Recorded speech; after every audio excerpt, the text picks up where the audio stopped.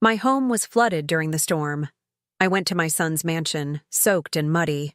My daughter-in-law blocked the door. "Ew! You will ruin my white carpets! Go to a shelter!" She slammed the door in my face. I sat on the curb and called the troubled teen I saved from the streets 20 years ago. He is now a general. Suddenly, a military convoy blocked the street. He stepped out and, "I'm glad to have you here." Follow my story until the end, and comment the city you're watching from so I can see how far my story has reached. The rain hadn't stopped for 3 days. I sat in my small kitchen on 15 Oak Street, listening to the water hammer against the tin roof like angry fists demanding entry.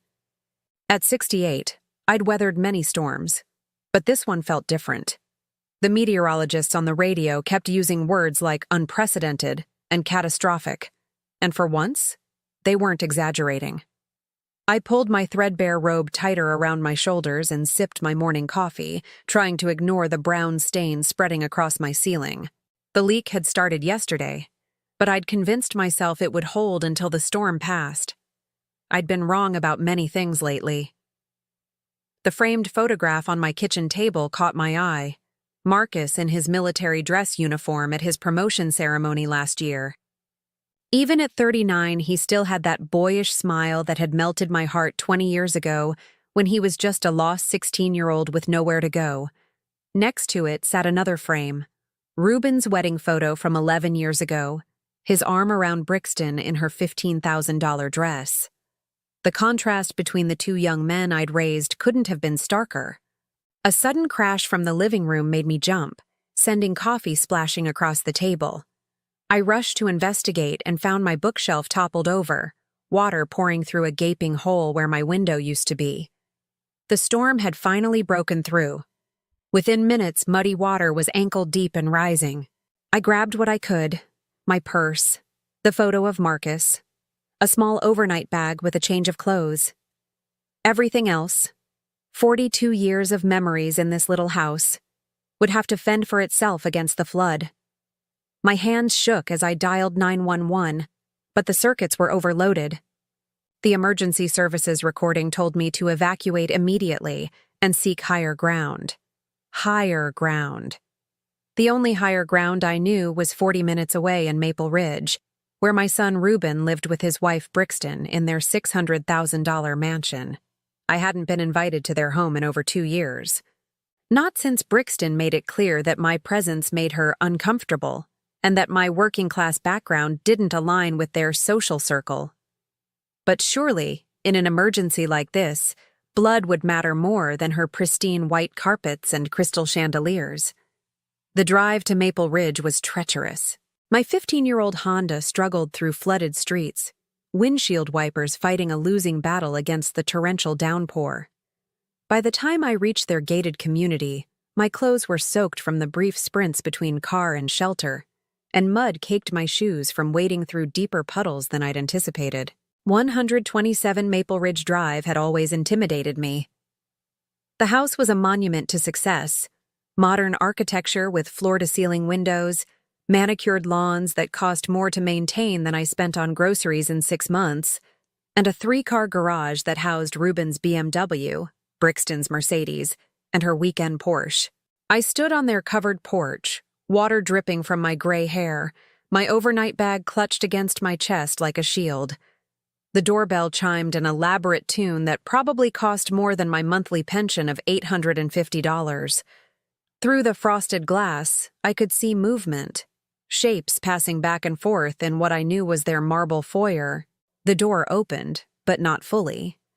Brixton appeared in the gap, her blonde hair perfectly styled despite the early hour, wearing a cream silk robe that probably cost more than I spent on clothes in a year. Her green eyes widened when she saw me, but not with concern or relief, with horror. "Oh my God," she breathed, her voice carrying that particular tone of disgust usually reserved for finding something unpleasant on the bottom of your shoe. "Denise, what are you doing here?" "My house flooded," I said, trying to keep my voice steady despite the way she was looking at me. "I need somewhere to stay until—" "No." The word came out sharp and final. "Absolutely not. I blinked, certain I'd misheard. Brixton, I just need... Look at you. She gestured at my soaked clothing, my muddy shoes, the way water was still dripping from my hair onto her pristine porch. You're filthy. You'll ruin my white carpets. Do you have any idea how much those cost? $15,000. I can take my shoes off, I offered weakly, but she was already shaking her head. It's not just the shoes, Denise. You're completely soaked. You smell like flood water and mold. I just had the house professionally cleaned yesterday. She wrapped her robe tighter around herself, as if my presence might contaminate her by proximity. That's when Reuben appeared behind her. My son, 42 years old, successful in his insurance business, the boy I'd raised alone from the age of 3 after his father died. The child I'd worked double shifts for, sacrificed my dreams for, put through college by cleaning offices at night and serving coffee during the day. Mom? He looked confused, as if finding his mother on his doorstep during a natural disaster was somehow unexpected. What's going on? Your mother wants to come inside, Brixton said, her voice dripping with disdain. She's soaking wet and muddy and wants to drip all over our house. I watched my son's face, waiting for him to tell his wife that of course his mother could come in, that family came before carpets, that there would always be room for me in his home. I waited for him to remember all the nights I'd sat by his bedside when he was sick, all the sacrifices I'd made so he could have better than I did. Instead, he looked at Brixton, then back at me, his expression uncomfortable but resolute. Mom, maybe it would be better if you went to a shelter. The Red Cross has set up at the community center downtown. The words hit me like a physical blow. A shelter. He was suggesting that his 68-year-old mother, who had raised him alone and given him everything, should go to a homeless shelter rather than mess up his wife's expensive floors. Reuben, I whispered, my voice breaking. It's just until the water recedes, a few days at most. Brixton stepped closer to him, her hand possessively on his arm. Honey, we have the Hendersons coming for dinner tomorrow night. You know how important that contract is for your business. We can't have this disrupting our plans. This, she called me this, like I was some stray animal that had wandered onto their property. I'm sorry, Mom, Reuben said, not meeting my eyes. Brixton's right. We have obligations. Obligations. Not to me, apparently. Not to the woman who had given up her chance at happiness to ensure he had everything he needed. Not to the mother who had worked her fingers to the bone so he could afford college, so he could marry a woman like Brixton, so he could live in a house like this. Please, I tried one more time, hating how desperate I sounded. I don't have anywhere else to go. There's the Red Cross shelter, Brixton repeated, already starting to close the door. They'll take care of you. That's what they're there for. Or maybe you could call that boy you used to help, Reuben added, as if struck by sudden inspiration. What was his name? Marcus. Doesn't he live around here somewhere? The boy I used to help. As if Marcus had been some casual charity case instead of the son of my heart, the young man who still called me every week, who still sent me flowers on Mother's Day, who had never forgotten what I'd done for him. You can't just leave me out here, I said. But the door was already closing. Good luck, Denise, Brixton called through the narrowing gap. I hope you find somewhere appropriate. The door closed with a soft click that sounded like thunder in my ears. I stood there for a long moment, staring at the brass nameplate that read The Holbrooks, water dripping from my hair onto the expensive slate tiles beneath my feet. Slowly, I turned and walked back to my car, each step heavier than the last. The rain had intensified, if that was possible, and by the time I reached my Honda, I was shivering uncontrollably. I sat in the driver's seat, engine running for warmth, and stared back at the house where my son lived. Through the large front window, I could see them moving around inside, Reuben already back to his normal routine, Brixton probably checking her precious carpets for any sign of contamination from my brief presence on their porch. Neither of them looked outside to see if I'd driven away safely. Neither of them cared. I pulled out my phone with trembling fingers. There was one number I could call. One person who had never failed me, never turned me away, never made me feel like a burden. The boy who wasn't my blood, but had become my son in every way that mattered. Marcus answered on the second ring, his voice warm and concerned. "Mom, is everything okay? I've been worried about the flooding in your area." Mom. He called me Mom, something my biological son rarely did anymore. "Marcus," I said, and then I couldn't say anything else. The words stuck in my throat like broken glass. "Where are you?" His voice sharpened with alarm. "Are you safe? Is your house okay?" "No," I whispered. "Nothing's okay." I didn't tell him about Reuben and Brixton. I couldn't bear to voice their cruelty, to make it real by speaking it aloud. I just gave him the address where I was parked and asked if he could help me find somewhere to stay. "Stay right there," he said, and I could hear movement in the background, the sound of him mobilizing. "Don't move, I'm coming to get you." As I waited in my car, rain hammering the roof like an angry percussion section, I thought about the two sons I'd raised. One had turned his back on me for the sake of white carpets and social obligations.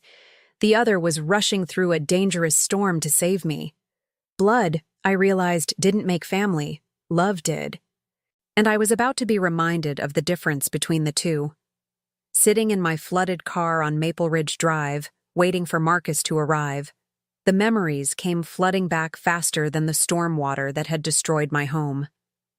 24 years of sacrifice, 24 years of loving a son who had just shut his door in my face, played out behind my closed eyelids like a movie I couldn't stop watching. I was 30 when David died. A heart attack at 35, sudden and merciless, leaving me with a 3-year-old son and a mountain of medical debt that would follow me for the next decade. I remember standing in our small apartment bathroom, staring at myself in the mirror while Reuben slept in his crib, wondering how I was going to survive. How we were going to survive.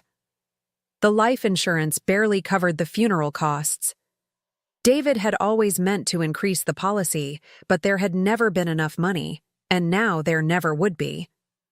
I had a high school education and no real job experience beyond part-time work while Reuben was a baby. But I had something more important, a fierce determination that my son would never know poverty, never feel the shame of not having what the other kids had. So I did what I had to do. I took a job at the county social services office during the day and cleaned offices at night. While other mothers were tucking their children into bed and reading bedtime stories, I was scrubbing toilets and emptying trash cans, trying to earn enough to keep us afloat. My neighbor, Mrs. Chen, watched Reuben in the evenings for $20 a week, money I could barely spare but had to find. Reuben grew up thinking this was normal. He didn't know that other mothers didn't fall asleep at their kitchen tables over cold cups of coffee at 2 a.m. He didn't know that other families didn't eat cereal for dinner 3 nights a week because mommy was too tired to cook. He just knew that somehow magically there was always food on the table and clean clothes in his drawers and money for school supplies. As he got older, I made sure he had what he needed to fit in. When he wanted to play Little League, I picked up extra cleaning shifts to pay for the equipment. When he needed a suit for his 8th grade graduation, I worked through the flu to earn the money. When he wanted a guitar in high school, I sold my wedding ring, the only valuable thing I had left of David. I told myself it would all be worth it when he grew up. When he became successful and happy and realized how much I had sacrificed for him. When he looked back and understood that every choice I made was for his future. But understanding never came.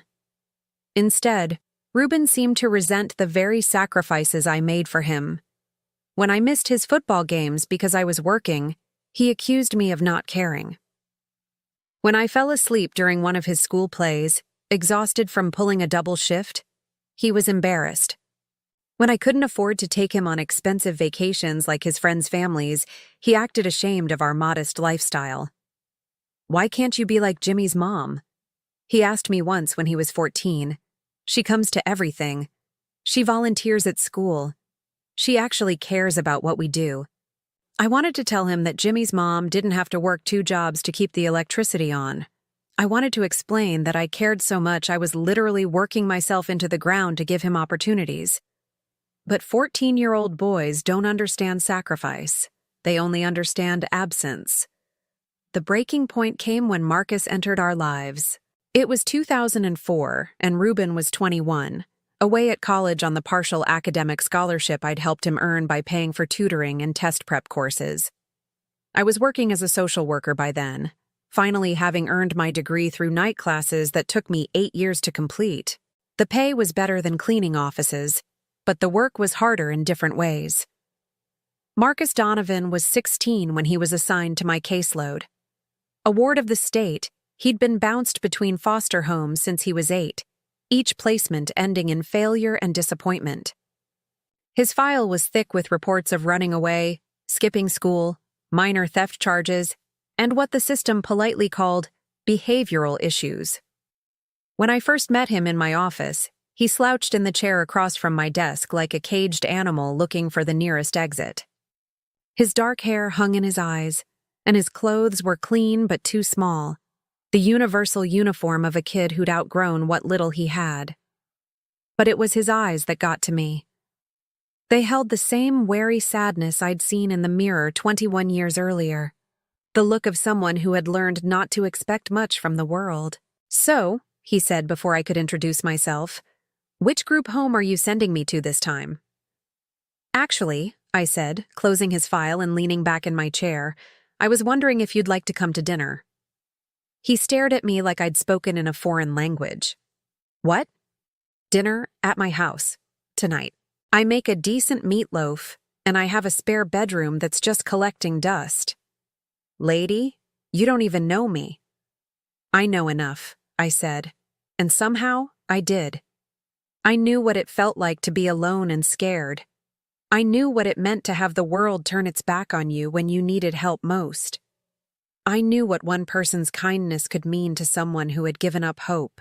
That night, Marcus sat at my small kitchen table and ate 3 helpings of meatloaf while I told him about my house rules. Curfew at 10 on school nights, homework done before TV, no drugs or alcohol, and mutual respect always. He nodded along, clearly expecting this arrangement to last maybe a week before something went wrong, and he was back in the system. 3 weeks turned into 3 months. 3 months turned into a year. Slowly, cautiously, Marcus began to trust that this was real. He brought his grades up from failing to honor roll. He started talking about the future, maybe college, maybe the military. He helped with dishes without being asked and learned to do his own laundry. Most importantly, he smiled. Really smiled. Not the bitter, defensive smirk he'd worn like armor when we first met. When Ruben came home for Christmas break that first year, he was furious to find someone else living in our house. "Who is this kid?" he demanded, as if Marcus couldn't hear him from the next room. "Why is he here? Where am I supposed to sleep?" "Marcus is staying in the den for now," I explained. "You can have your old room, of course." "But why is he here at all? This is supposed to be our home." Our home, as if Ruben had contributed anything to the mortgage payments or utility bills, as if he had any say in what I did with the space I worked so hard to maintain. "He's here because he needs somewhere to be," I said simply, "just like you did when you were little." "That's different. I'm your real son." The words hung in the air between us, ugly and hurtful. From the den, I heard the soft sound of a door closing, Marcus giving us privacy for this family argument that he wasn't supposed to be part of. "Marcus is part of our family now," I said firmly. "He's been here almost a year, and he's earned his place." "By doing what?" "He's just some delinquent you picked up out of pity." That's when I lost my temper. 21 years of biting my tongue, of making excuses for Ruben's selfishness, of hoping he would mature into someone kinder than he was showing himself to be, all came pouring out at once. "Marcus helps with grocery shopping," I said, my voice shaking with anger. "He painted the fence this summer without being asked. He noticed when I was getting sick last month and made me soup. He listens when I talk about my day and asks how I'm feeling. When was the last time you did any of those things? Ruben's face flushed red. I don't have time for that stuff. I'm in college. I'm building my future. The future I'm paying for, I reminded him.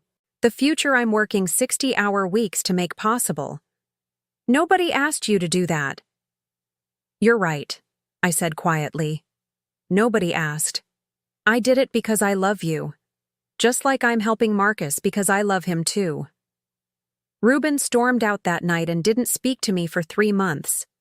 When he finally called, it was to tell me he'd met a girl named Brixton and was thinking about proposing. He didn't ask for my blessing or opinion. He was informing me, the way you might tell someone about changing your phone number or moving to a new apartment. Meanwhile, Marcus thrived. He graduated high school with honors and immediately enlisted in the Army. On the day he left for basic training, he hugged me tight and whispered, "Thank you for saving my life, Mom. I promise I'll make you proud." Mom. He called me Mom, and it felt more natural than when Ruben said it. Over the years, as Marcus climbed the ranks and Ruben built his insurance business, the contrast between them became more pronounced. Marcus called every week, sent flowers on Mother's Day, visited whenever he was on leave. He introduced me to his fellow soldiers as his mother, never explaining the complicated circumstances of how we'd become family. To him, I simply was his mother, and he was my son. Ruben, meanwhile, grew more distant with each promotion and pay raise. His visits became perfunctory, obligatory check-ins motivated more by social expectation than genuine affection. When he married Brixton, I could see the calculation in her eyes as she assessed my value to their social aspirations. I came up wanting. The wedding was beautiful. $50,000 of flowers and champagne and designer everything. I wore my best dress, which had cost me $89 at Macy's, and tried to blend into the background of Brixton's wealthy friends and relatives. Marcus, handsome in his dress uniform, was my date. He spent the entire reception making sure I wasn't sitting alone, introducing me to people as his proud mother, making me feel like I belonged. Brixton's mother cornered me by the dessert table and asked, in a voice that could have cut glass, "So you're the one who raised that nice soldier boy? How wonderful that you gave him a chance." As if Marcus had been lucky to have me, instead of the other way around. "Actually," I said, smiling sweetly, "I was the lucky one. He's been the best son a mother could ask for." Her eyebrows lifted in confusion. "But Ruben is your biological son, isn't he?" "Biology doesn't make a family," I replied. "Love does."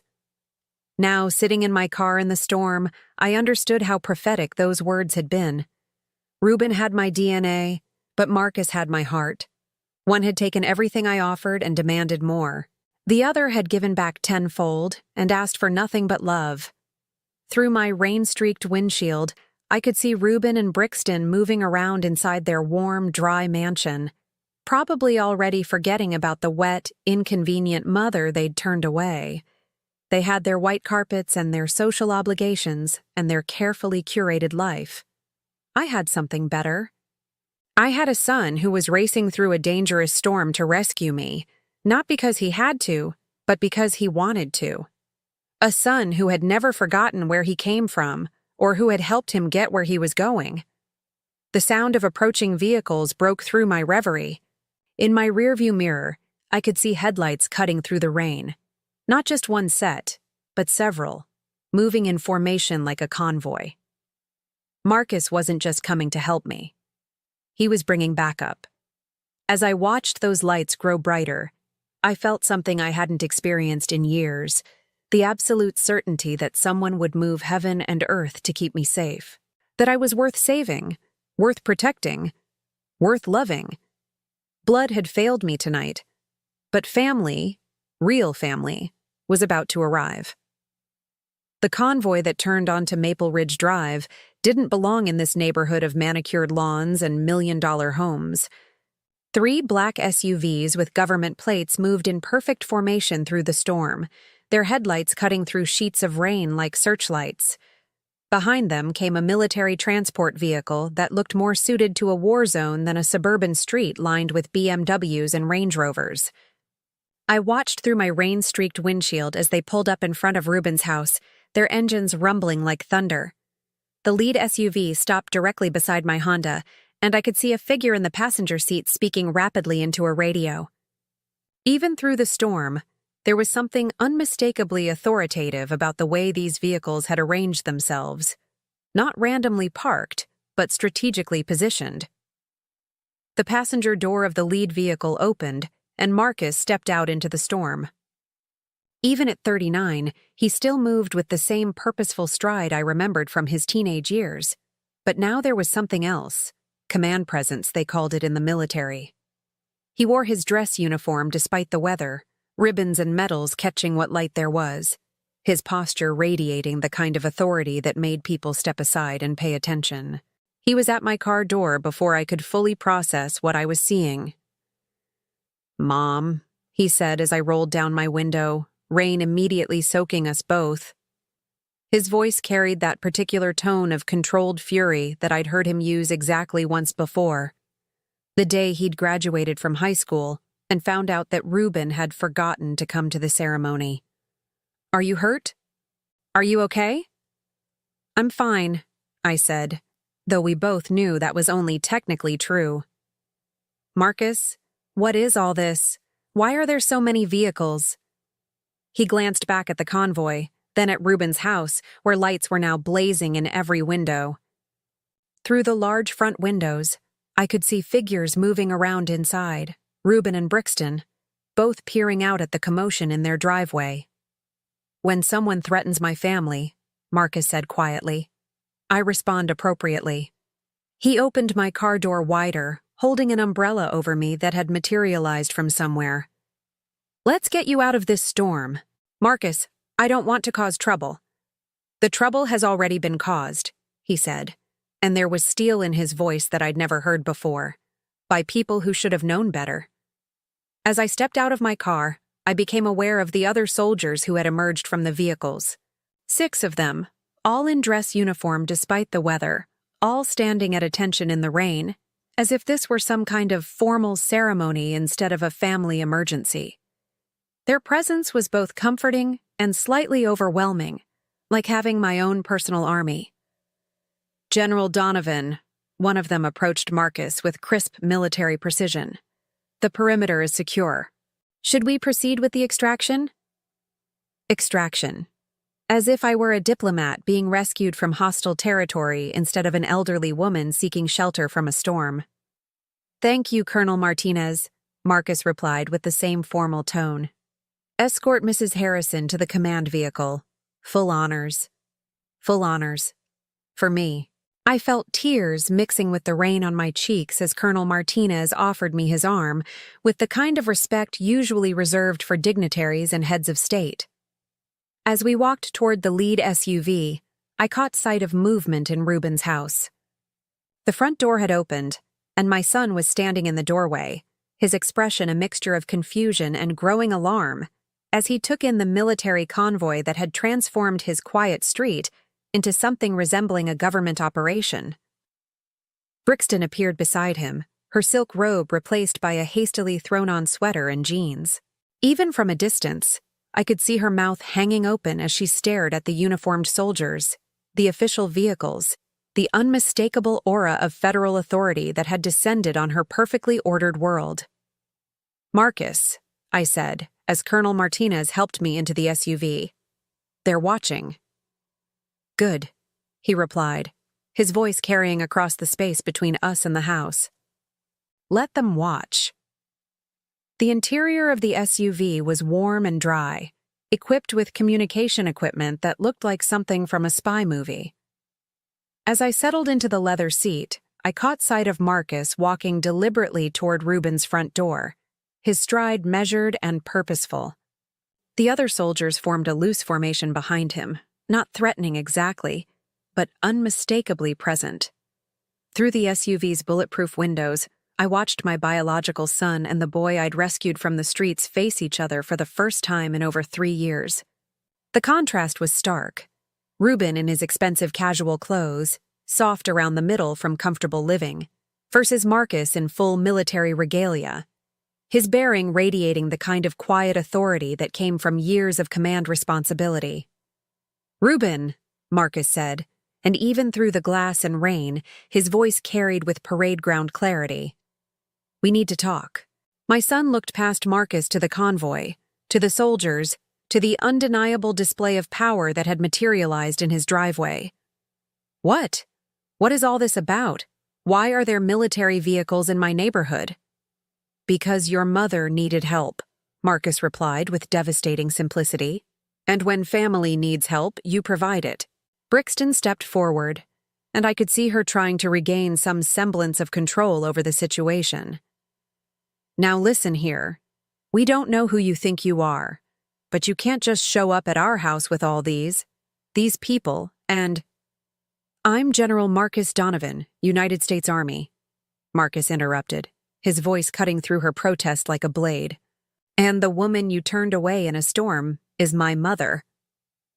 The word mother hung in the air like a challenge. I watched Reuben's face cycle through several emotions: surprise, confusion, and what might have been recognition of just how badly he had miscalculated this situation. "Your mother?" Brixton's voice had risen to a pitch that probably disturbed dogs in the next county. "She's not your mother. You're not even related to her. You're just some charity case she took in." The silence that followed was deadly. I could see Marcus's jaw tighten, see the subtle shift in posture that every soldier in the convoy probably recognized as a prelude to engagement. When he spoke again, his voice was quiet, controlled, and absolutely terrifying in its calm. "Ma'am, I'm going to give you one opportunity to reconsider that statement." "It's the truth," Brixton shrieked, apparently too panicked to recognize the warning in his tone. "She's not your real mother. You're nobody. Some street kid she felt sorry for. This whole military parade is ridiculous over some old woman who—" She never got to finish the sentence. Marcus took one step forward, and his voice, when it came, carried the full weight of his rank and authority. "That old woman worked 3 jobs to put me through school. She gave me a home when no one else would. She taught me what honor looks like, what integrity means, what it takes to be a decent human being." His gaze shifted to Reuben, and I saw my biological son actually take a step backward. "She is more of a mother to me than some people deserve, and she is under my protection. Is that clear?" "Now wait just a minute." Reuben finally found his voice, though it shook with something between indignation and fear. "You can't just come to my house and threaten us. I'm her real son. I have rights." "Rights?" Marcus's laugh was harsh and humorless. "What rights? The right to abandon your elderly mother in a natural disaster? The right to prioritize carpets over family? The right to slam doors in the face of the woman who sacrificed everything to raise you?" Each question hit like a physical blow. I watched Reuben's face crumble as the reality of his actions was laid out in stark, undeniable terms. It wasn't like that," Reuben stammered. "We have obligations, social commitments. The house was just cleaned and she was all wet and muddy and—" "Stop talking," Marcus said with quiet authority. "Every word you say makes this worse." Colonel Martinez appeared at Marcus's side, speaking in a voice loud enough for everyone to hear. "General, we've located suitable temporary housing for Mrs. Harrison. The base guest quarters are prepared and waiting." "Outstanding," Marcus replied, without taking his eyes off Reuben.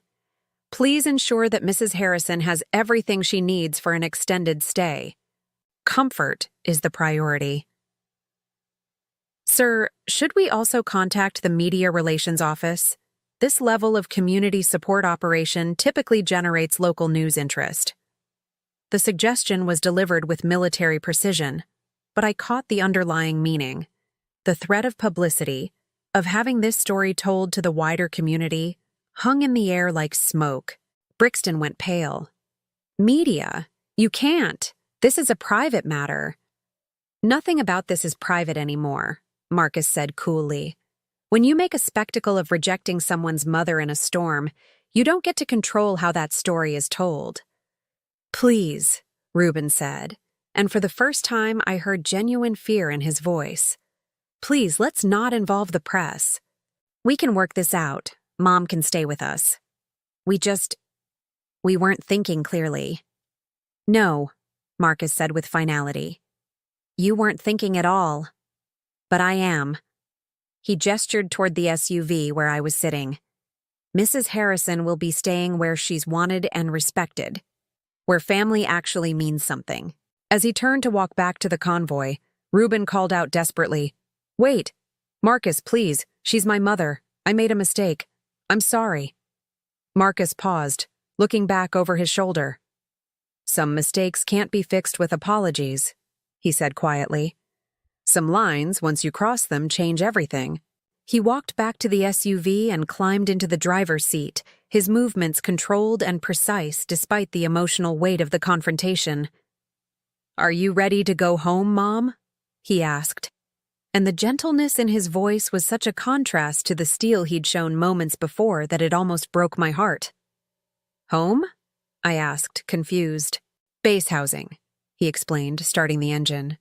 "It's not much, but it's warm and dry and safe, and nobody there will ever make you feel unwelcome." As we pulled away from Reuben's house, I looked back to see my biological son standing in his doorway, watching us leave. Brixton was nowhere to be seen, probably inside, assessing the damage to her social standing and calculating how to minimize the fallout from this very public display of their cruelty.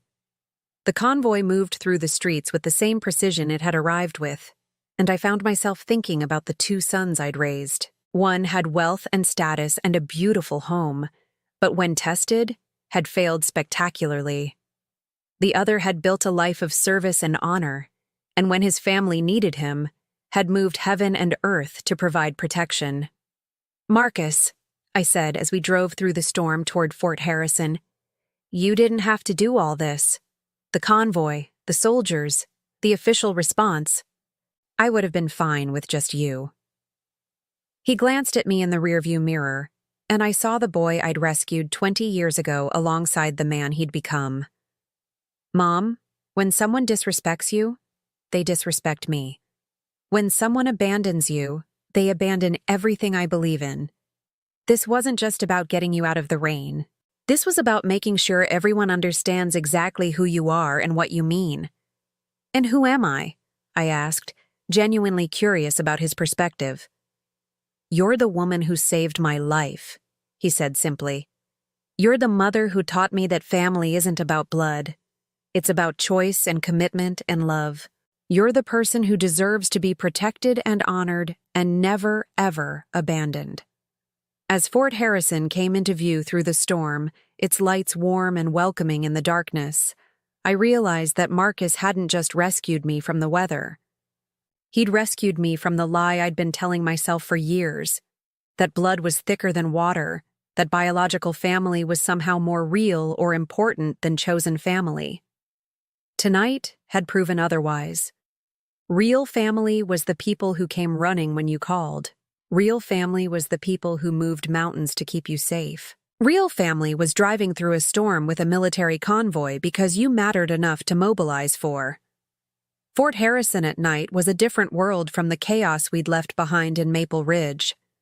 Clean lines of streetlights marked orderly rows of buildings, each one purposeful and maintained with military precision. Even in the storm, there was something deeply comforting about the sense of order, of people who knew their jobs and did them well. Marcus pulled up to a modest 2-story building with a sign reading, "Guest Quarters, Building 17. The rain had finally begun to ease, but he still came around with an umbrella to escort me inside, the same careful courtesy he'd shown me since he was 16 years old. "Mrs. Harrison," the desk sergeant greeted me with genuine warmth as we entered the lobby. "Welcome to Fort Harrison. General Donovan has made sure we have everything prepared for your stay. If you need anything, and I mean anything, you just let us know." The apartment they'd prepared was simple but clean, with a small kitchen stocked with basics, a comfortable living room, and a bedroom that looked out over the base's central green. More importantly, it was warm and dry and filled with people who treated me with respect. "This is too much," I protested as Marcus showed me around the space. "I don't need all this. A simple hotel room would have been fine." "You're not staying in a hotel," he said firmly. "You're staying where I can make sure you're safe and comfortable, where you're treated like the important person you are." Important. When was the last time anyone had called me important? As we settled in the living room with cups of coffee that someone had thoughtfully prepared, Marcus's phone began buzzing constantly. Text messages, missed calls, voicemails, all ignored as he focused entirely on making sure I was settled. "You should answer that," I said after the 10th buzz. "It might be important." He glanced at the screen and his jaw tightened. "It's Ruben. He's been calling and texting for the past hour."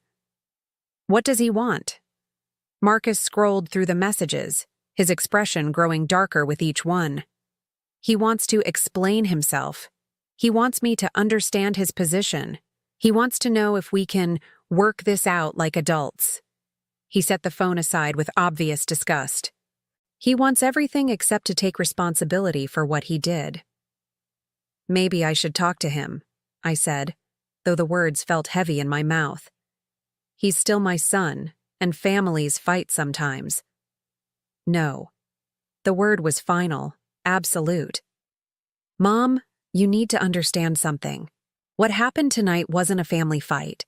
It wasn't a misunderstanding or a moment of poor judgment. It was a choice. A deliberate, calculated choice to prioritize material things over human decency." He leaned forward, his voice intense but gentle. "When I got your call, do you know what I was doing? I was in a briefing with my commanding officer about deployment schedules. Important military business. But the moment I heard distress in your voice, nothing else mattered. I left that meeting, mobilized my people, and came to get you. Because that's what you do for family. But you have responsibilities." "My first responsibility is to the people who matter most," he said firmly. "You taught me that. You showed me what real love looks like by putting my needs above your comfort for years. Tonight, I got to return that favor." His phone buzzed again, and this time he answered it with obvious irritation. "What?" Even from across the room, I could hear Ruben's voice, high-pitched with panic and desperation. Marcus listened for maybe 30 seconds before cutting him off. "No, Ruben. We're not doing this. You made your choice when you left our mother sitting in a flooded car in a storm." His voice was cold, professional, the tone of someone used to dealing with difficult situations. "You chose your wife's carpets over your mother's safety. You chose social appearances over human decency. Those choices have consequences." More frantic talking from the other end of the line. Marcus's expression never changed. "I don't care about your explanations," he continued. "I don't care about your excuses. I care about results. And the result is that when your mother needed help, you failed her completely." "Marcus, please." I could hear Ruben's voice clearly now, desperate and pleading.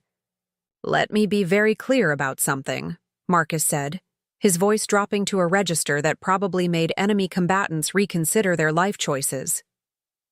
"Mrs. Harrison is under my protection now, permanently. Any further distress caused to her will be considered a personal attack on me and handled accordingly." "What does that mean?" Ruben's voice was shaking now. "It means you had your chance to be her son, and you threw it away. It means she deserves better than someone who sees her as a burden or an embarrassment.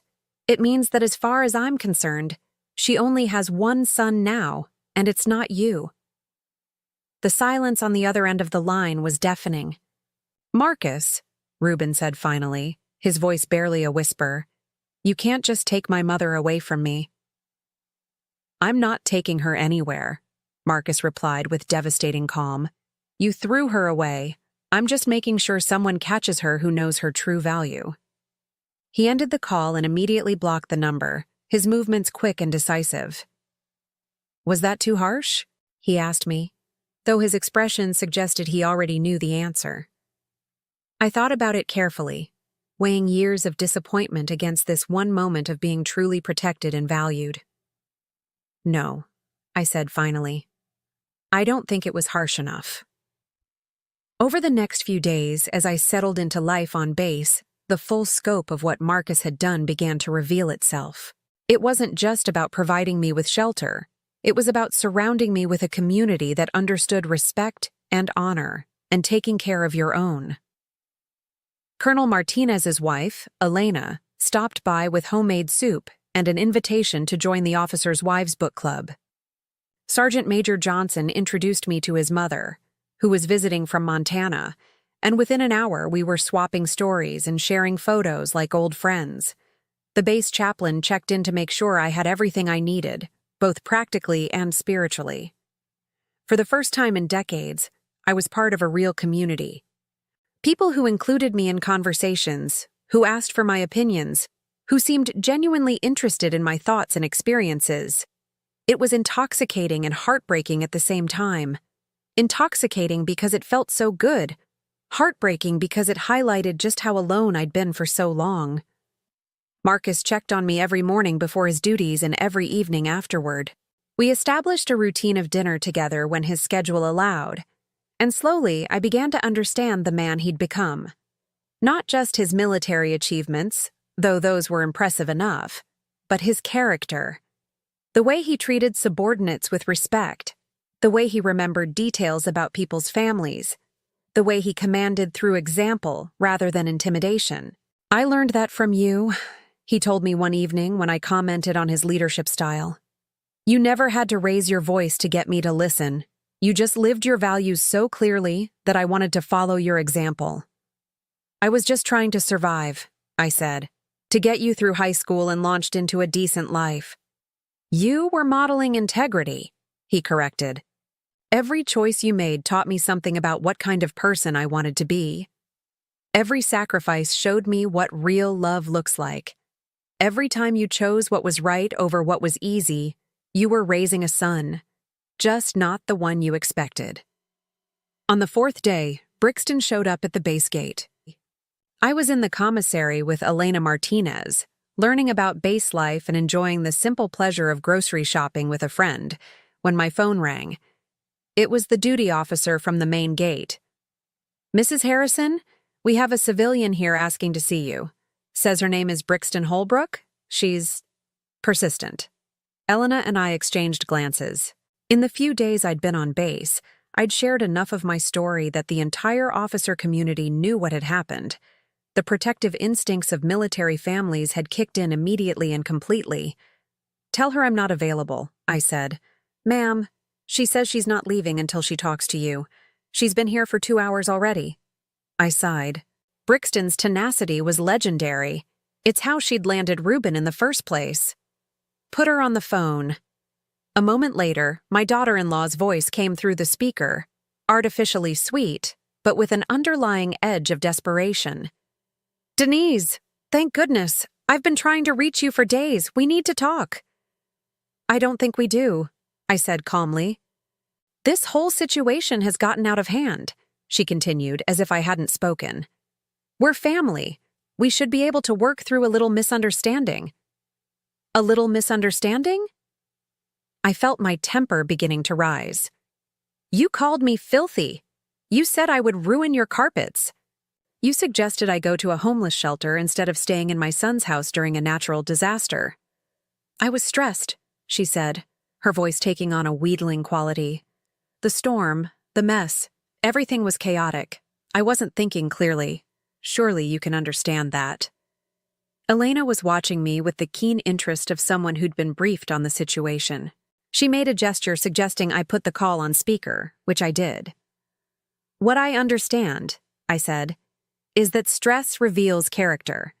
When things got difficult, you showed me exactly who you are." "That's not fair." Brixton's voice rose to that familiar sharp pitch. "You have no idea the pressure I was under.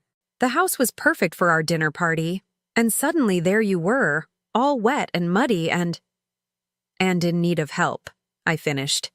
Your husband's mother was in need of help, and your response was to protect your floors. Those floors cost $12,000, she shrieked, apparently forgetting that she was trying to win me over. Elena raised her eyebrows and mouthed, 12,000? With the kind of expression reserved for people who've clearly lost perspective on reality. Brixton, I said, my voice deadly calm, I'm going to explain something to you very clearly. You had one chance to show that you understood what family means. One opportunity to demonstrate basic human decency. You failed spectacularly. But we can fix this, she insisted. Ruben feels terrible. He wants to make it right. We both do. How? I asked. How exactly do you propose to fix the fact that you turned away your husband's elderly mother during a natural disaster? How do you undo the moment when you valued possessions over people? We'll have you over for dinner. A nice dinner, with good china and flowers. We'll make it special. I almost laughed at the absurdity of it. She thought this was about social gestures, about performing the right actions to achieve the desired outcome. I don't want your dinner, Brixton. I don't want your apologies or your explanations or your attempts to manage the situation. I want you to leave me alone. You can't just cut us off. The mask was slipping now, revealing the panic underneath. We're family. You're Ruben's mother. Yes, I said quietly. I am Ruben's mother. And for 42 years, I loved him and supported him and sacrificed for him, believing that someday he'd become the kind of man who would do the same for me. But that's not who he chose to be. He's still your son. Biology doesn't create obligation, I said, and I could hear Marcus's influence in my words. Love does, respect does, decency does, none of which were present in his actions toward me. There was a long silence on the other end of the line. When Brixton spoke again, her voice had changed, becoming colder and more calculating. Fine, she said. If that's how you want to play this, then fine. But don't expect us to keep reaching out forever. Don't expect us to keep trying to fix this when you're being so stubborn and unreasonable. I don't expect anything from you, I said truthfully. I stopped expecting things from you the moment you shut your door in my face. I hung up and looked at Elena, who was shaking her head in amazement. Honey, she said, I've been married to a military officer for 23 years. I've seen some dysfunctional family situations, but that woman... She shook her head again. That woman doesn't understand the first thing about what matters in life. No, I agreed. She doesn't. But I was beginning to understand it perfectly. Family wasn't about blood or obligation or social expectations. It was about people who showed up when you needed them. People who protected and honored and valued you. People who chose to love you not because they had to, but because they wanted to. I had that now. I had it with Marcus, with Elena, with this community of people who'd welcomed me, not because of who I was related to, but because of who I was. For the first time in years, I felt like I was exactly where I belonged. 3 months had passed since the storm that changed everything, and Fort Harrison had become more than just a temporary shelter. It had become home in a way that surprised me every morning when I woke up. The guest quarters had evolved into a comfortable space filled with small touches that made it mine. Photographs on the mantel, books on the shelves, plants by the window that Elena Martinez had helped me choose. I'd established routines that gave structure to my days. Morning coffee with Colonel Martinez and his wife in their kitchen, where we discussed everything from current events to family recipes. Afternoons spent volunteering at the base library, helping soldiers' children with their reading, or working in the community garden that Sergeant Major Johnson had convinced me to help establish. Evenings were often spent with Marcus when his duties allowed, or with the group of officers' wives who had embraced me as one of their own. For the first time in decades, I felt useful, valued, wanted. Mrs. Harrison, young Private Rodriguez said as I helped him with a letter to his girlfriend back in Texas, my mom would love you. She always says that good people recognize other good people, and everyone here talks about how lucky the general is to have you as his mother. I'm the lucky one, I replied, and meant it. Marcus had given me more than shelter and protection. He'd given me a community where I belonged, where my presence added value rather than created obligation. The contrast with my old life couldn't have been starker. No more walking on eggshells around Brixton's moods. No more feeling like an unwelcome guest in my own son's presence. No more pretending that biological connection was enough to sustain a relationship built on resentment and social climbing. My phone rarely rang anymore, and when it did, it was usually Elena asking if I wanted to join her for shopping, or Chaplain Williams inviting me to help with the youth program, or Marcus checking in to see if I needed anything. The desperate calls from Reuben had stopped after the first week, replaced by a silence that spoke volumes about his priorities. But news traveled, especially in a community as interconnected as Maple Ridge's social circle. "You might want to see this," Elena said one afternoon, setting her laptop on my kitchen table with an expression that mixed concern with barely suppressed satisfaction. On the screen was the local newspaper's society page, featuring a photograph from what looked like a charity fundraiser. The headline read, "Local Insurance Executive Faces Business Challenges Amid Family Controversy." The article was carefully worded, the way small-town journalism handled sensitive topics involving prominent families, but the message was clear. Reuben's insurance business was struggling. Several major clients had quietly moved their accounts to competitors. The reasons were never explicitly stated, but the timing was telling. "It seems," Elena said carefully, "that certain influential people in the community have strong feelings about how family members should treat their elders." I scrolled through the article, noting the quotes from unnamed sources expressing disappointment in recent revelations about character and concerns about business relationships with individuals who don't share our community values. "Marcus didn't do this," I said, though it came out more like a question. "Marcus doesn't have to do anything directly," Elena replied. "Word travels fast in military circles, and a lot of the people in Maple Ridge have connections to the base. Contractors, suppliers, reserve officers, military families. When people hear about someone mistreating a Gold Star mother's equivalent, well, consequences follow naturally." Gold Star mother's equivalent. The phrase caught my attention. "What does that mean?" Elena's expression softened. "Honey, you raised a general. You sacrificed everything to help him become the man he is today. In military culture, that makes you almost sacred. What your son and his wife did to you, it's not just personal. It's a violation of everything we hold dear about honoring those who serve and sacrifice." The next piece of news came a week later, delivered by Marcus himself during one of our regular dinners together. "I heard from Colonel Peterson today," he said, carefully cutting his steak. "His wife plays tennis with some of the ladies from Maple Ridge Country Club." I set down my fork, sensing that whatever came next would be significant. "Apparently, Brixton's been having some social difficulties," he continued with the bland tone of someone reporting weather conditions. "Several of her committees have found reasons to replace her. The country club's board decided not to renew her membership chairmanship. Invitations to certain events have decreased." "Because of what happened with me?" "Because of who she revealed herself to be," Marcus corrected gently. "Social circles like theirs survive on reputation and respect. When someone shows that level of cruelty to a family member, especially an elderly one, it raises questions about character that people don't want associated with their organizations." I thought about this, trying to process how I felt about my former daughter-in-law's social exile. Surprisingly, I felt no satisfaction in her downfall, just a tired sort of recognition that actions had consequences. "And Reuben?" I asked. Marcus's jaw tightened slightly.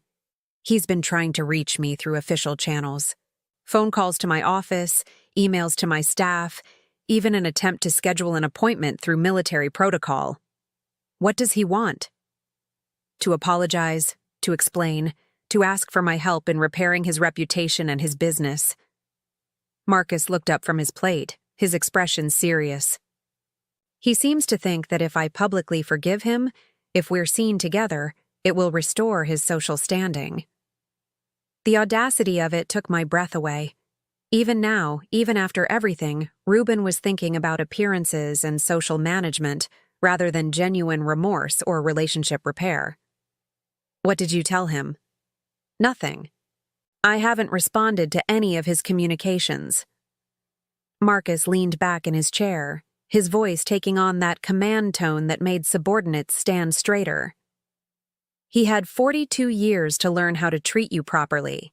He had countless opportunities to show gratitude for your sacrifices, respect for your dignity, love for your person. He chose not to take them. He's still my biological son, I said quietly, though the words felt hollow even as I spoke them. And you're still the woman who raised him, Marcus replied, which makes his betrayal even worse, not better. Biology doesn't excuse cruelty, Mom. It makes it less forgivable, not more. 2 weeks later, the final piece of the puzzle fell into place when Elena arrived at my door with fresh gossip and homemade cookies. The Holbrook house is for sale, she announced without preamble, setting the cookies on my counter and settling into what had become her usual chair at my kitchen table. What? $1.2 million, according to the listing. Apparently, the financial pressures finally became too much. Reuben's business has lost too many clients, and without Brixton's social connections bringing in referrals, they can't maintain their lifestyle. I absorbed this information slowly. The mansion that had been too good for a wet, muddy mother was now just another piece of real estate, valued in dollars and cents rather than social status. Where will they go? Nobody knows for sure, but there's speculation about moving to Brixton's parents' place in Arizona. Apparently, her father has some business connections there that might help Reuben rebuild. Rebuilding. Starting over in a new place where their reputation hadn't been tarnished by stories of elder abuse and social climbing. It seemed fitting somehow that they would have to construct new lives just as I had. That evening, as I sat on the small porch outside my quarters watching the sunset over the base, Marcus joined me with 2 cups of coffee and the comfortable silence that had developed between us over the months. Elena told you about the house, he said eventually. It wasn't a question. Yes. How do you feel about it? I considered the question carefully, examining my emotions like items in a suitcase, making sure I understood what I was carrying. Sad, I said finally. Not for them exactly, but for what we could have been. For the family we might have had if different choices had been made. Regrets? No, I said, surprising myself with the certainty of the answer. No regrets. They showed me who they really were, and I finally listened. You can't regret learning the truth, even when it hurts. And now? I looked around at the base, at the lights coming on in homes where families gathered for dinner, where children did homework while parents discussed their days, where people took care of each other as a matter of course rather than obligation. Now I know what real family looks like, I said. Not perfect, not without challenges, but real. Built on choice and respect and genuine care for each other's well-being.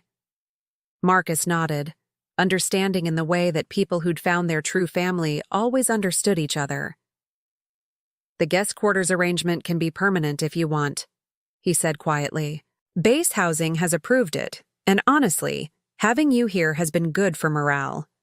The younger soldiers especially appreciate having someone with your experience and wisdom available.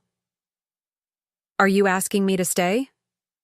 I'm asking you to consider that this might be where you belong, not as a temporary refugee from a storm, but as a valued member of a community that recognizes your worth. I thought about my old life on 15 Oak Street, the small house that had been more museum than home, filled with photographs of people who had moved on without me. I thought about the loneliness that had characterized most of my days, the careful management required to maintain relationships built on duty rather than affection. Then I thought about the past 3 months. The morning conversations with Elena, the afternoon reading sessions with soldiers' children, the evening dinners with people who included me in their stories, who asked for my opinions, who seemed to genuinely enjoy my company. Yes, I said. I think this is exactly where I belong. As if summoned by my decision, the sound of laughter drifted across the courtyard from where a group of younger officers' wives were setting up for a movie night in the community center. Someone called out my name, inviting me to join them. Marcus smiled, the expression transforming his serious face into something warm and boyish. Better go, Mom. Your family is calling. My family. Not the family I'd been born into or created through marriage, but the family I'd chosen and that had chosen me back. The family that measured worth by character rather than bank accounts, that honored service and sacrifice, that understood the difference between obligation and love.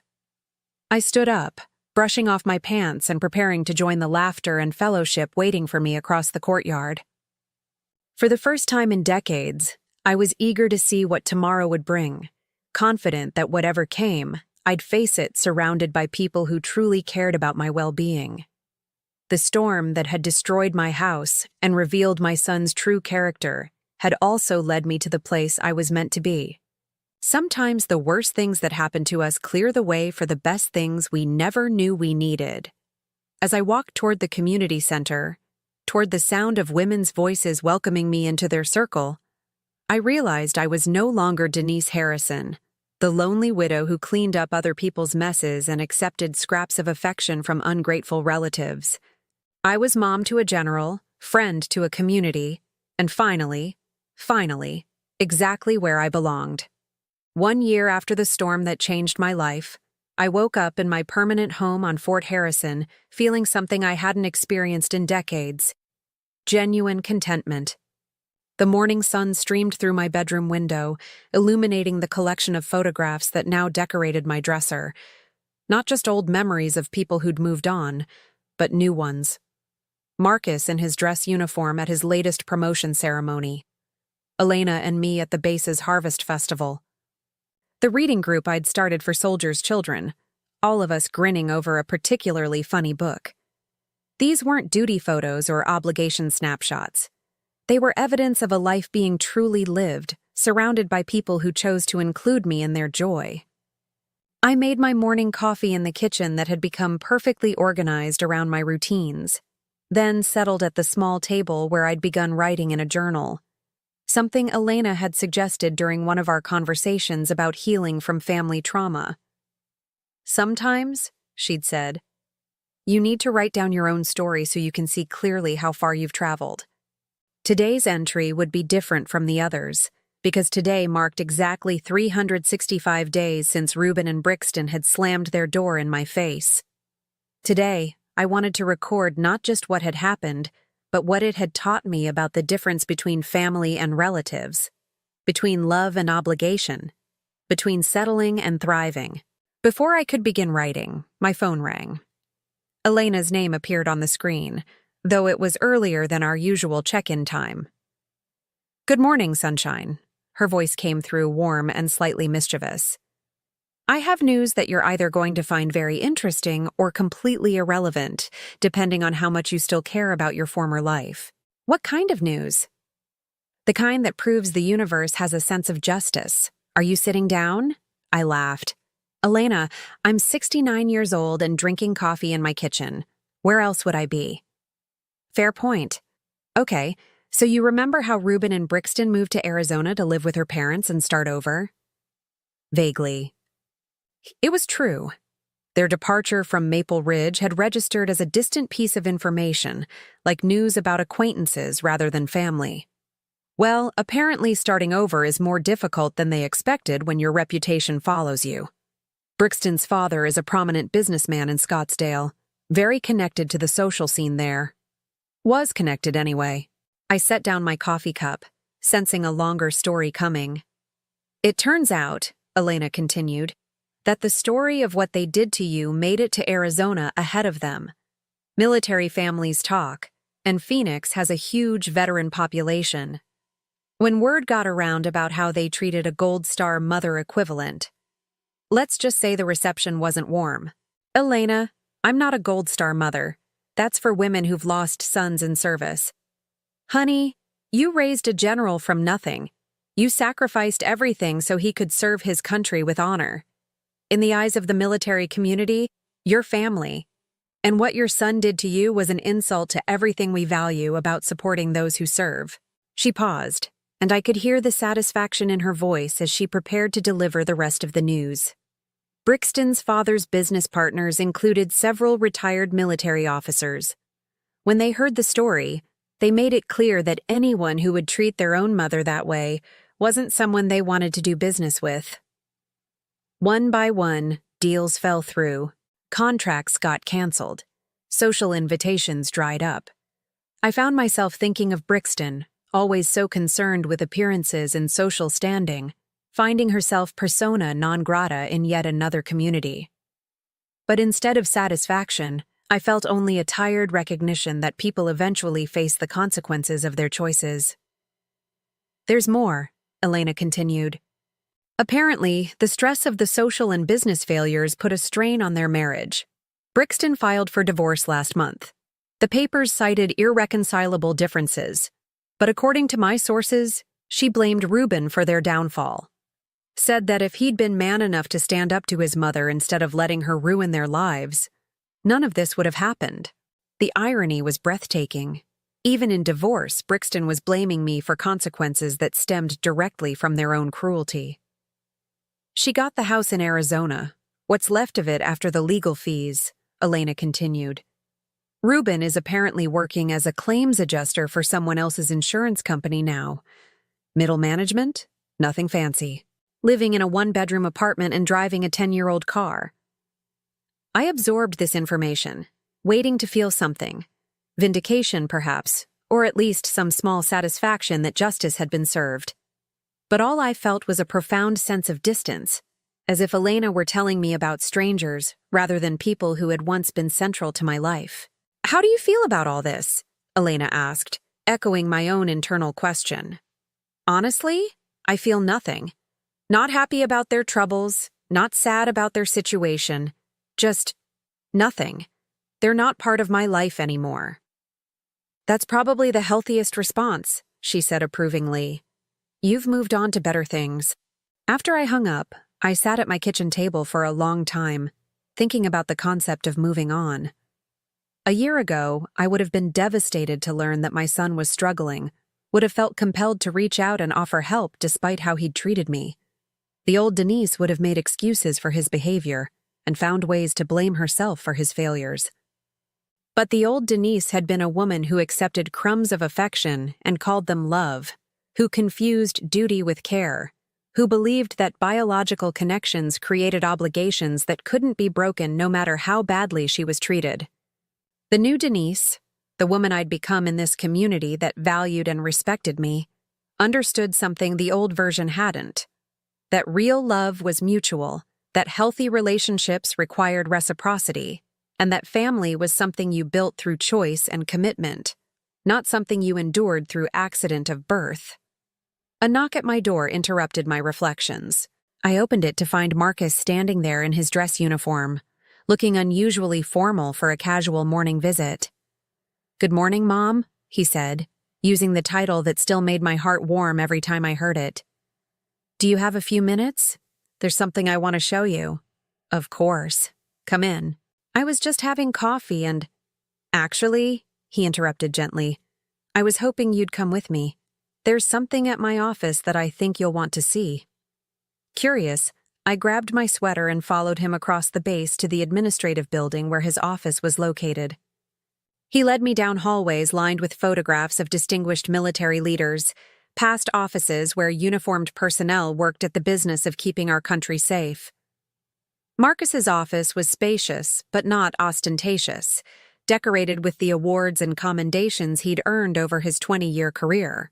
Behind his desk hung a large American flag, and on his bookshelf sat a framed photograph of the two of us from his promotion ceremony 6 months earlier.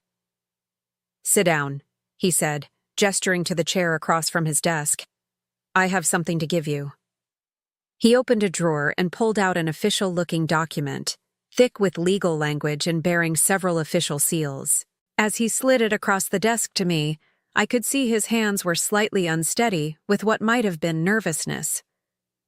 "What is this?" I asked, though I was already scanning the header that read, "Certificate of Adoption, State of Texas." "It's making things official," Marcus said quietly. "Making legal what's been true in our hearts for 20 years. I'm adopting you as my mother, formally and permanently." I stared at the document, at the careful legal language that would transform our chosen family relationship into something recognized by law and government. Marcus Donovan was officially requesting to adopt Denise Harrison as his legal mother, despite the fact that he was 39 years old and perfectly capable of managing his own affairs. "Marcus," I whispered, my voice breaking, "you don't have to do this. We both know you're my son in every way that matters. A piece of paper won't change that." "You're right," he said, coming around the desk to kneel beside my chair. "It won't change how I feel about you or how you feel about me. But it will change how the world sees us. It will make sure that if anything ever happens to me, you'll be legally recognized as my next of kin. It will give you access to my military benefits, my survivor benefits if needed. Most importantly, it will make a public, official statement that you are my family, chosen and claimed and permanent." Tears were streaming down my face now, 20 years' worth of gratitude and love overflowing at once. "But your biological family—" "What biological family?" he asked with gentle firmness. "The parents who gave me up to the state when I was 8? The relatives who never once asked how I was doing in foster care? You're the only family I've ever had that mattered."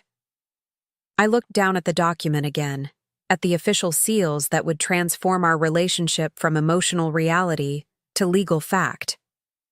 In the space marked "Reason for Adoption," someone had typed, "To formalize the existing family relationship between parties based on 20 years of mutual love, support, and commitment." "The paperwork is already filed," Marcus continued. "The court date is next month. Judge Patterson, who handles military family cases, says it's one of the most heartwarming petitions she's ever seen. An adult child formally claiming his chosen mother. What will this mean practically? It means that legally, officially, permanently, you are my mother and I am your son. It means your last name can become Donovan if you want it to be. It means that when I retire from the military, my benefits will support both of us. It means that no one, not Reuben, not Brixton, not anyone, can ever again question your place in my life or my place in yours." I held the document to my chest, overwhelmed by the magnitude of what he was offering. Not just legal protection or financial security, but something far more valuable. The official recognition that love and choice could create bonds stronger than blood. That family was something you built, rather than something you were born into. "There's one more thing," Marcus said, returning to his desk and opening another drawer. "Something I've been saving for the right moment." He pulled out a small velvet box, the kind that usually held jewelry, and placed it on the desk between us. 20 years ago, you gave me a home when no one else would. You saw potential in a broken, angry kid that everyone else had written off. You loved me through my worst moments and celebrated my best ones. You taught me what it meant to be part of a real family. I opened the box with trembling hands. Inside was a pendant, a simple silver circle engraved with the words, "My son, my choice, my pride," and the date of his high school graduation. "I had this made after I got my first promotion," he said. "I've been carrying it around for years, waiting for the right time to give it to you. Today feels like that time." As he fastened the chain around my neck, I felt the weight of the pendant settle against my chest, right over my heart. It was tangible proof of something I'd known but never fully believed I deserved, that I was loved not out of obligation, but out of choice.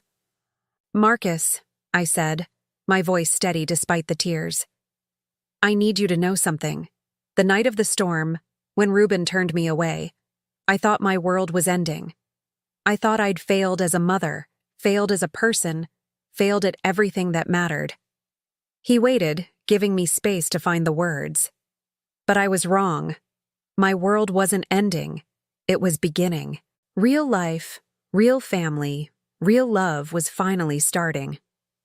Everything before that night was just preparation for this moment, for this life, for this family we've built together. So you'll sign the adoption papers? I'll sign them, I said, but not because I need legal protection or financial security. I'll sign them because I want the whole world to know what we both already understand, that you are my son, I am your mother, and nothing will ever change that. 6 months later, I stood in Judge Patterson's courtroom wearing my best dress and the pendant Marcus had given me, watching as she made our family official with the stroke of a pen. Elena and Colonel Martinez were there as witnesses, along with several other friends from the base who had become our extended family. "It is my honor," Judge Patterson said, "to grant this petition and officially recognize what has clearly been true for many years, that Marcus Donovan and Denise Harrison Donovan are mother and son, bound by love, choice, and commitment. May your family continue to thrive and serve as an example of what real love looks like." As we walked out of the courthouse, now legally and permanently family, Marcus took my arm and smiled. "So, Mom, how does it feel to be officially a Donovan?" I looked around at the friends who had come to celebrate with us, at the community that had embraced me completely, at the life I'd built from the ashes of my old disappointments. "It feels like coming home," I said. "Finally, after 69 years, I know exactly where I belong." That evening, as we celebrated at a dinner hosted by Elena and Colonel Martinez, my phone buzzed with a text from an unknown number. The message was brief. "Mom, I heard about the adoption. I'm sorry for everything. Can we talk? Ruben." I showed the message to Marcus, who read it without expression. "What do you want to do?" he asked. I looked around the table at the faces of people who had chosen to love me, who had included me in their lives not out of duty, but out of genuine affection. People who had never made me feel like a burden or an obligation, who celebrated my presence rather than tolerating it. I deleted the message without responding. "Nothing," I said. "I want to do absolutely nothing. This is my family now, and this is where my story continues." And for the first time in my life, I felt completely, totally, perfectly at peace. Now I'm curious about you who listened to my story. What would you do if you were in my place? Have you ever been through something similar? Comment below. And meanwhile, I'm leaving on the final screen 2 other stories that are channel favorites, and they will definitely surprise you. Thank you for watching until here.